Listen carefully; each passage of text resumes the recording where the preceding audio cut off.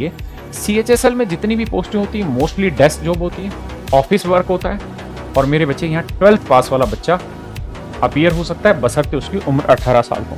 बच्चे किस किस डिपार्टमेंट में सिलेक्शन होता है? इलेक्शन कमीशन में जाता है, एनफोर्समेंट डायरेक्टरेट में जाता है, डिफेंस मिनिस्ट्री में जाते हैं, फॉरेन मिनिस्ट्री में जाते हैं। जितने भी प्रशासनिक न्यायाधिकरण है, केंद्रीय जांच ब्यूरो या CBI, राष्ट्रीय जांच एजेंसी, इन सब में जो सिलेक्शन होता है वो CHSL के थ्रू होता है। एलिजिबिलिटी 18 से 27 साल है, क्वालिफिकेशन 12th पास है और मेरे बच्चे इसकी जो शुरुआती तनख्वाह होती है वो लगभग 36 से 40 हज़ार के बीच में रहती है और धीरे धीरे प्रमोशन होते आपकी तनख्वाह 1.5 लाख तक भी पहुंचती है। कि CHSL के थ्रू जो सिलेक्शन होता है वो किस तरीके से होता है? तो मेरे बच्चे 2 एग्जाम होते हैं।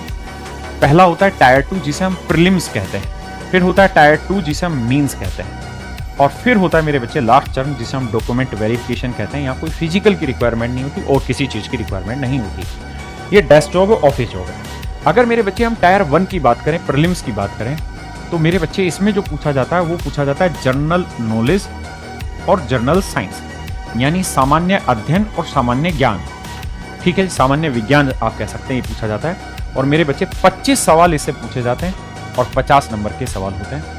इंग्लिश सब्जेक्ट से चीज़ें पूछी जाती है जिसमें इंग्लिश में ग्रामर भी होती है मेरे बच्चों, इंग्लिश में वोकेबलरी भी होती है और इंग्लिश में जो कॉम्प्रीहेंशन वाला पार्ट होता है, जो न्यूज़पेपर रीडिंग आप करते हैं, इस तरीके से कॉम्प्रीहेंशन पूछे जाते हैं। तो ग्रामर भी पूछी जाती है। तो 25 सवाल मेरे बच्चे 50 नंबर के होते हैं। इसके बाद आता है मेरे बच्चे मैथ, और यहाँ जो भी मैथ आपसे पूछा जाएगा वो मेरे बच्चे बिलो 10th लेवल ही होगा, 10th लेवल से नीचे का ही रहता है।